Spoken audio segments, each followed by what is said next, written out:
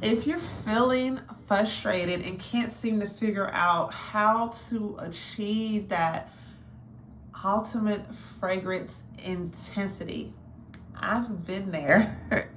Hi, I'm Alvion, and for the longest time, I thought in order to get the ultimate fragrance intensity, I needed to use less wax. It wasn't until I discovered these 10 tips where I finally got these intense, strong candle that I've been wanting. Now, some of these tips may be similar to my previous video, but that video was about your scent fading over time. This one is about how to make a strong candle, okay? The first step is use high quality fragrance oils. Low quality oils may lack potency and fail to deliver a strong fragrance. That's because some of these people be out here trying to scam you on your fragrances, okay? Fragrance oil is a hot commodity in the candle industry. Like, you can buy wax, you can buy jars, you can buy wicks, but what sells your candle is the scent. So some of them gonna be out here trying to jiff you for some extra money. You want to be skeptical. If it's a low price, if it's so good to be true, don't buy it. Invest in premium, high quality, concentrated fragrances. Tip number 2, experiment with different brands. Now, I have bought from many different candle brands, and I'm going to tell you that sometimes the same scent name could be a different, like, it could be stronger from one company and weaker from another company. You want to buy samples everywhere so that you can see who has a very good quality scent.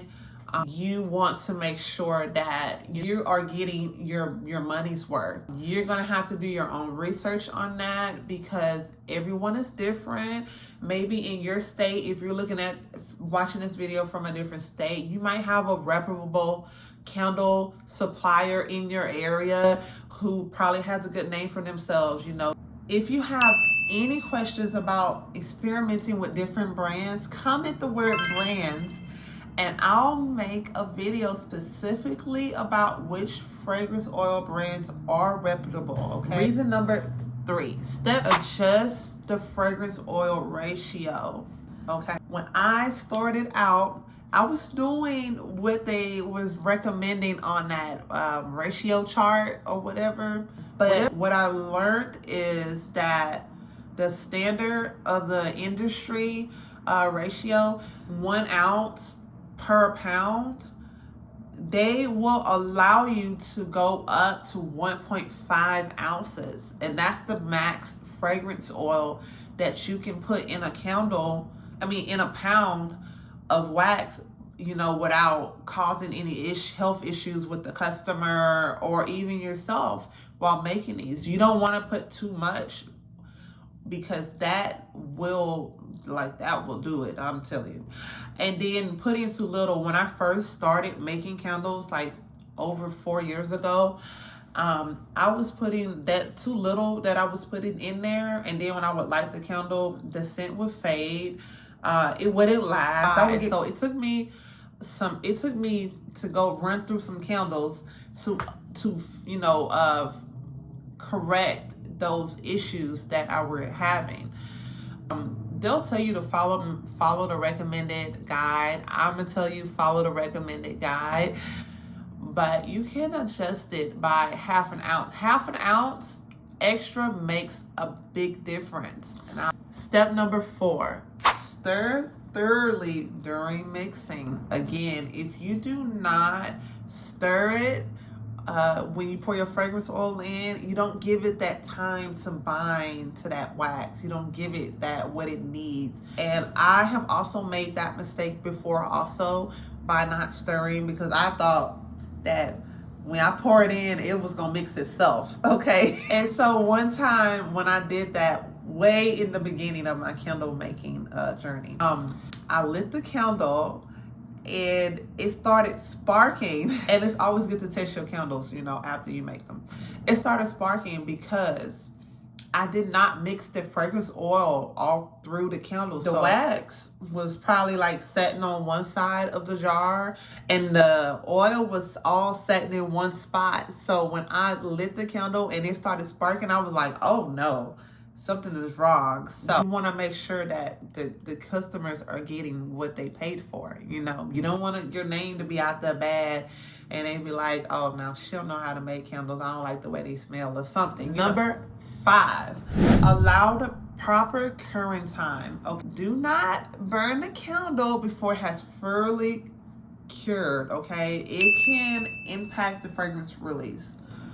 You want to allow your candles the recommended time. So whatever the supplier tell you on the website, like whoever you buy your wax or your fragrance oil from, they'll tell you like how long you should let your candles cure before you light them. Me, I recommend 1 week. This allows the fragrance enough time to marry the wax, and so in my opinion, I've experimented so much over the years that I've learned that even longer than a week gives you that best, like that punching strong candle that you want to make, okay? At this point in this video, you're probably wondering, how much fragrance oil should I use? That's why I want you to download my free guide on how to make your very first soy wax candle. Simply click the link in the description box or the comment section below to get your copy for free. Okay. Step number 6, selecting the right wick size. Incorrect wick size can lead to your candle not lighting at all, okay? This affects the way the heat is circulating in this candle. For instance, like I used in my last video, if you're making a small mini candle, you're not gonna want to buy a wick that's really thick and really big. You're gonna need to experiment with different wick sizes and containers. So you know for sure that you have your eyes set on this one candle container that you want for all your candles, then buy multiple wicks and test it out like that. You don't have to put fragrance oil in it or anything like that. You can test it like that. But if you don't know what jar you want, you're deciding between 2 or 3 jars. Buy 3 sample jars and then buy different wick sizes to see what wicks works best with those jars. Then once you do that, then you on to something, okay? Step number 7, consider the wick type.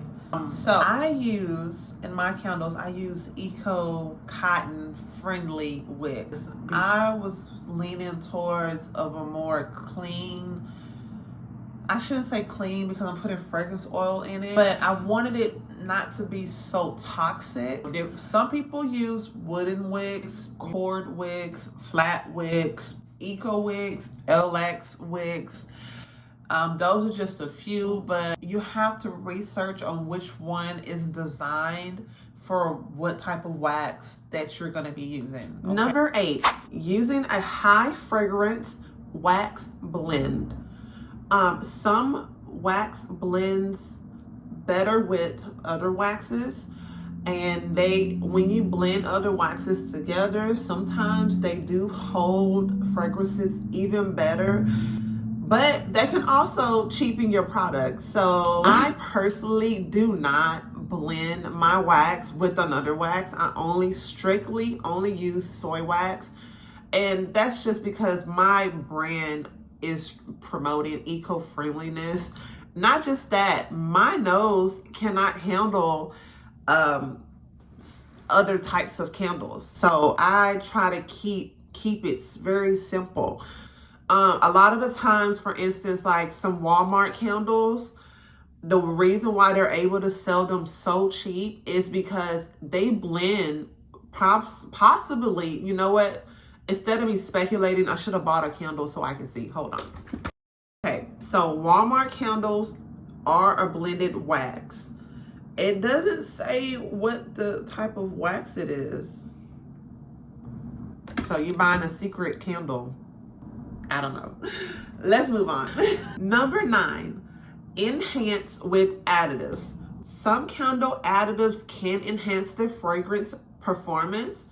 You consider using, I think it's called Vibar or stearic acid, which may improve the fragrance adhesion and release. Again, it's something that I do not use personally. I make it simple. I keep a basic candle and it still smells really good. Number 10, elevate the container transparency.